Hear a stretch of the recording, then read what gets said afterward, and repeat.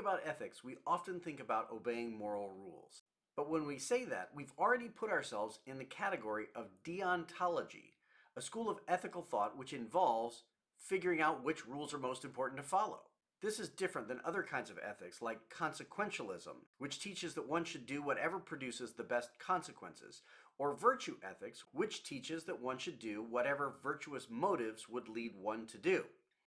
Deontology can be defined as ethical thinking, which prescribes obeying one's duty to follow correct moral rules.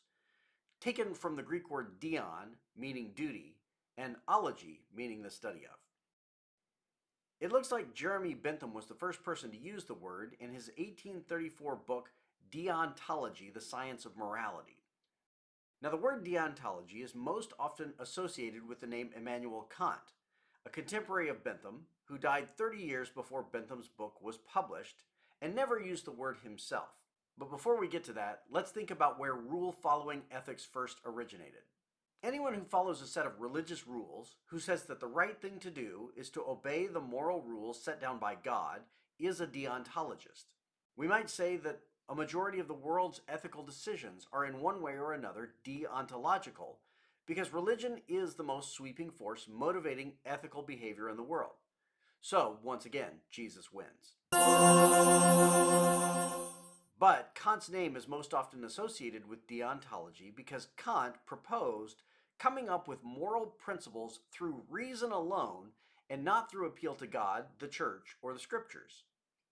In his 1785 work, Groundwork to the Metaphysics of Morals, only about a 65-page paper, Kant writes that there must be such a philosophy is self-evident from the common idea of duty and moral laws. Everyone must admit that if a law is to hold morally, i.e. as a basis for someone's being obliged to do something, it must imply absolute necessity. That the command, "You are not to lie," doesn't apply only to human beings, as though it had no force for other rational beings, and similarly with all other moral laws properly so called. That the basis for obligation here mustn't be looked for in people's natures or in their circumstances, but must be found a priori, solely in the concepts of pure reason. Without a concept of moral good taken from reason, we wouldn't be able to decide if God is good enough to follow. Writes Kant, even Jesus Christ must be compared with our ideal of moral perfection before he is recognized as being perfect. The foundational moral rule to which we have a duty, and from which all other moral laws follow, is called the categorical imperative.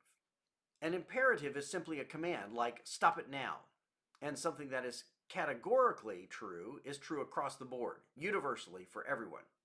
So categorical imperative is just a fancy way of saying the super true thing everybody's gotta do all the time. But you don't become one of the most famous philosophers in all of history talking like you're from New Jersey. And here is the one and only categorical imperative.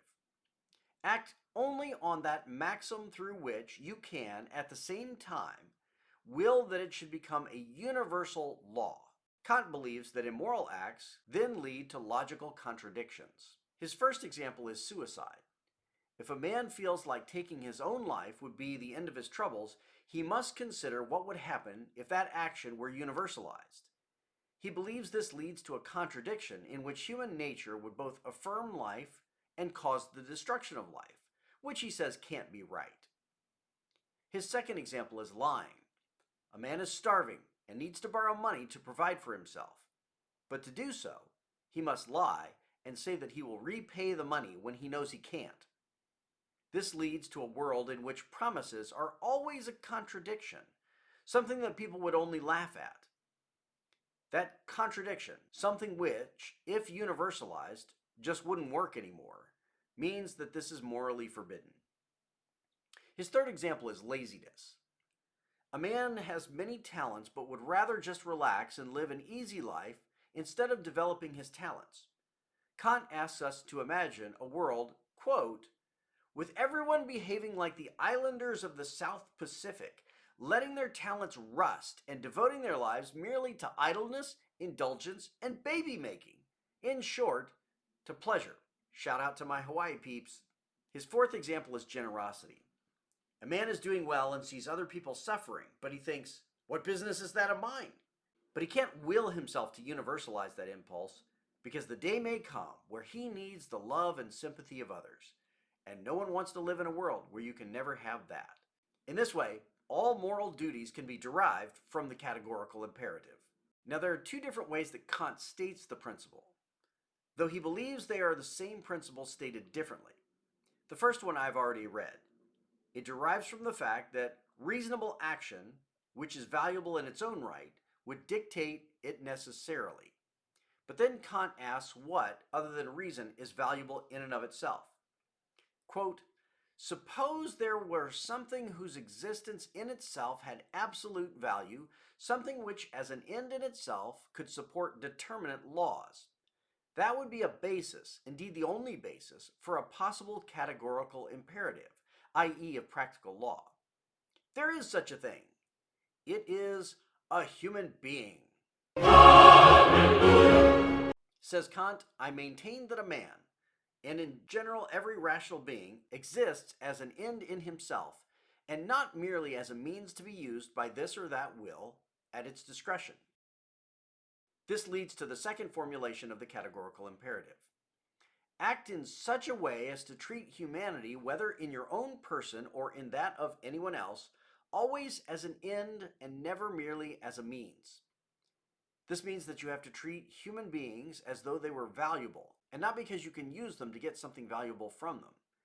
Then he returns to his four examples.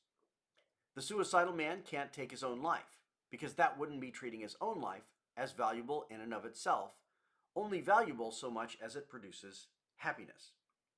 Our poor promise breaker can't lie to his friend for money, because that is treating the friend as a means to getting money, but not as something valuable in and of itself. The Pacific Islanders may not be violating the preservation of humanity, but they are not serving to better further humanity, and that's not good enough, brother. And if no one ever helped anyone else, that might even spell the end of humanity, so let's all be nice. Criticisms of Kant's theory came from several prominent philosophers, even in the next generation after him. Arthur Schopenhauer, in his 1819 work, The World as Will and Representation, charges Kant with omitting sympathy from moral considerations because Kant believes morality is all simply rational. But without sympathy, morality is fundamentally just self-interest. The only principle I would rationally universalize is the principle that I shouldn't injure someone so that I won't be injured, and that is just self-interest. A year later, in 1820, George Wilhelm Friedrich Hegel says in his Philosophy of the Right that the categorical imperative doesn't give enough guidelines of how to assess rational contradictions, so it's virtually useless. Only if I assume that private property should exist can I assert that theft is rationally wrong. But there is no contradiction in saying private property shouldn't exist. In 1863, John Stuart Mill's utilitarianism offered a radical alternative to Kant's deontology, and said that ultimately Kant's ethics fundamentally derived from utilitarianism. He says that no contradictions can be found in universalizing, quote, the most outrageously immoral acts of conduct, but only that they would produce miserable results. Producing the most happiness is actually the measure of moral acts, and that is utilitarianism, not a rational deontology. Kant continues to be an important voice in moral philosophy, both because the corpus of Kant's works have made him one of the great philosophers of history, but also because his insistence that human beings deserved dignity, that they in and of themselves are valuable, seems to resonate with all moral thinking. Yeah, technically that was my idea, so, yeah. And that is a brief introduction to Kant's moral philosophy. Blessings on your studies.